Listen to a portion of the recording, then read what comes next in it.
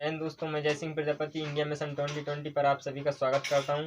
दोस्तों, सबसे पहले नव वर्ष की आप सभी को हार्दिक शुभकामनाएं। दोस्तों, नई नई साल के साथ साथ एक नई शुरुआत की है मैंने, तो मुझे उम्मीद है दोस्तों आप सभी लोग मेरा साथ अवश्य देंगे।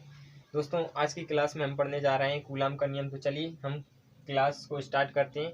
दोस्तों, हम जानते हैं कि सजातीय आवेशों के बीच आकर्षण एवं दोस्तों सजातीय आवेशों के बीच प्रतिकर्षण तथा विजातीय आवेशों के बीच आकर्षण बल लगता है। तो दोस्तों, सन 1785 में फ्रांसीसी वैज्ञानिक, फ्रांस के जो वैज्ञानिक थे चार्ल्स ऑगस्टिन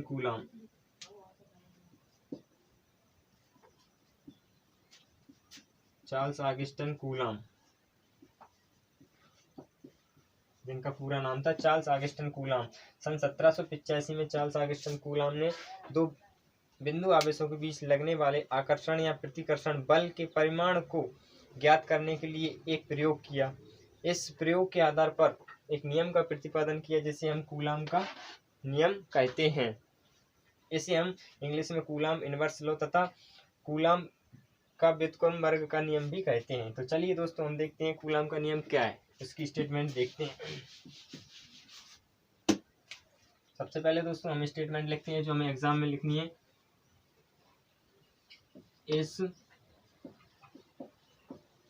नियमानुसार दो स्थिर बिंदु आवेशों के बीच लगने वाला आकर्षण बल या प्रतिकर्षण बल, दो स्थिर बिंदु आवेशों के बीच लगने वाला आकर्षण या प्रतिकर्षण बल उन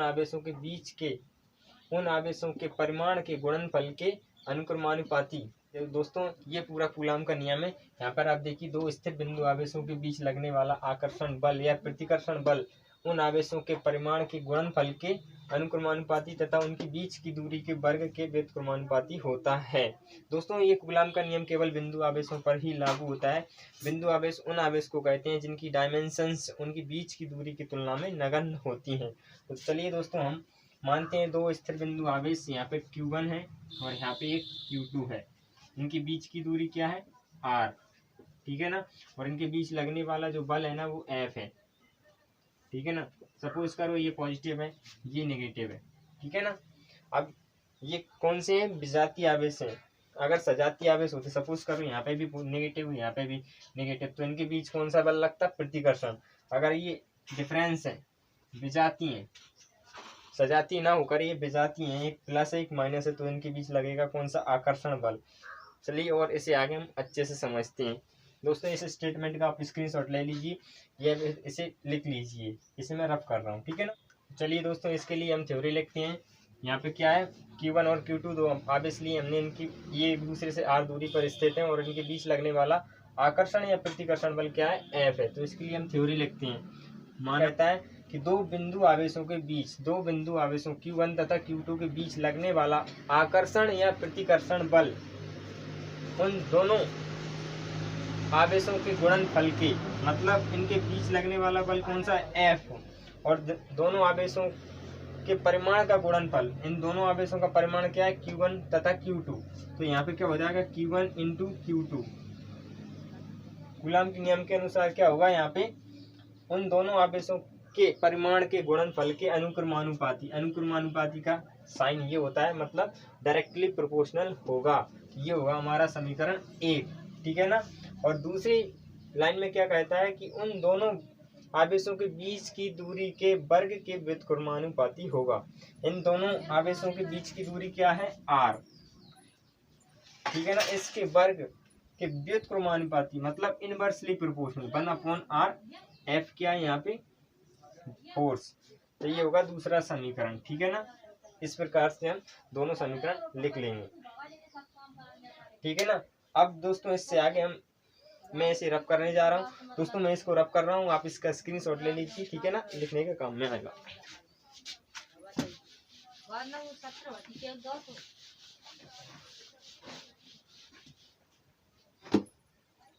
ये समीकरण 1 है और ये समीकरण 2 है। दोस्तों, आप यहाँ पे लिखते हैं कि समीकरण 1 व समीकरण 2 को मिलाकर लिखने पर, ठीक है ना। समीकरण 1 और 2 को मिला के लिखेंगे तो यहाँ पे क्या हो जाएगा, एफ का एफ रहेगा और ये प्रोपोर्शनल का साइन रहेगा, ठीक है ना। और यहाँ पे क्या आ जाएगा Q1 Q2, यहाँ पे क्या रहेगा आर स्क्वायर आ जाएगा, ठीक है ना। ये समीकरण 3 मान लो इसको, ठीक है ना। अब इसके बाद यहाँ पे क्या लेंगे हम दोस्तों, एफ बराबर, इस साइन को हटाने के लिए हमें एक नियतांक लेना होता है, कांस्टेंट लेना होता है, उसे हम के मान लेते हैं, ठीक है ना। के Q1 into Q2 upon are square, ठीक है ना दोस्तों। मैं इसे नीचे रफ कर रहा हूँ।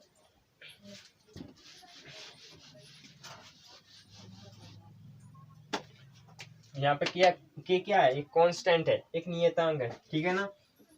जहाँ के बराबर एक अनुपातिक नियतांक है, कांस्टेंट है, एक नियतांक है, एक अनुपातिक नियतांक है जिसका मान दोनों आवेशों के बीच के माध्यम की प्रकृति तथा मापन पद्धति पर निर्भर करता है। यहाँ पे इसका कहने का मतलब क्या है, ये दोनों आवेश है ना Q1 और Q2, इन दोनों आवेशों के बीच में जो माध्यम है, हवा है या फिर कुछ भी है, जो भी है, उस की प्रकृति पर तथा मापन की पद्धति पर निर्भर करता है। दोस्तों सपोज करो यहाँ पे हवा हो या फिर निर्वात वायु या निर्वात के लिए इसमें हम लिखते हैं, ठीक है ना दोस्तों। अब मैं इसको ऊपर से रफ कर रहा हूँ क्योंकि जगह नहीं है, ठीक है ना।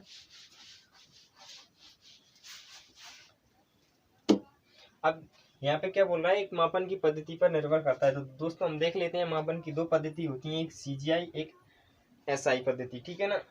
तो हम पहले यहाँ पे बात करते हैं SI पद्धति की, ठीक है ना। SI पद्धति,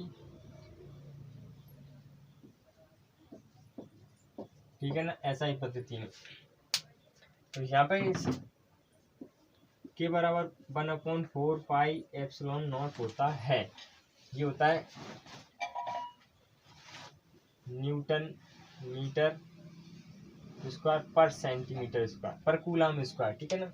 न्यूटन मीटर स्क्वायर पर कूलाम स्क्वायर, इसका मान क्या होता है, ये सारी चीज का के बराबर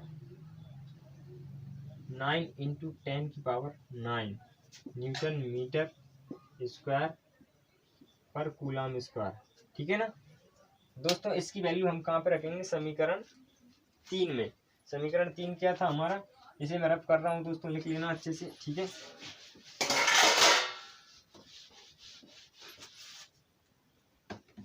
समीकरण 3 हमारा था F बराबर K × Q1 × Q2 upon are square, ठीक है ना। तो इसमें हम K की वैल्यू रखेंगे तो यहाँ पे क्या आ जाएगा, F बराबर 9 × 10⁹ इंटू अब Q1 Q2 upon are square, ठीक है ना। इस समीकरण को हम 4th मान लो, ठीक है।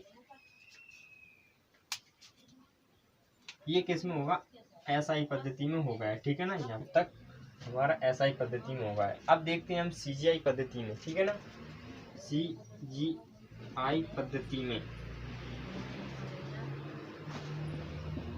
ठीक है ना। CGI पद्धति में हम देखते हैं वायु या निर्वात के लिए, वायु या निर्वात के लिए के बराबर क्या होता है 1। दोस्तों यहाँ पर भी वायु या निर्वात के लिए है, वायु या निर्वात में, ठीक है ना। तो वायु या निर्वात के लिए के बराबर क्या होगा 1। तो समीकरण 4th से या फिर समीकरण 3rd से हम क्या लिखेंगे, यहाँ पे डायरेक्टली F बराबर के की वैल्यू क्या रखेंगे, 1 × Q1 × Q2 upon are square. 1 का कोई मतलब नहीं होता, तो दोस्तों यहाँ पे क्या आ जाएगा, F = 1 Q1 × Q2 upon are square. दोस्तों इसमें इसकी यूनिट होगी डाइन, ठीक है ना। ये हो जाता है यहाँ तक हमारा कूलम का नियम। दोस्तों अब कॉम्पिटिटिव एग्जाम में ये फॉर्मूला या फिर वो फर्स्ट सेकंड ये समीकरण पूछे जाते हैं। दोस्तों यहाँ तक ये होता है कूलम का नियम खत्म। दोस्तों अगर आपको ये वीडियो अच्छी लगी हो तो प्लीज़ इस वीडियो को अपने दोस्तों को तक ज़रूर शेयर करें और चैनल को सब्सक्राइब करें।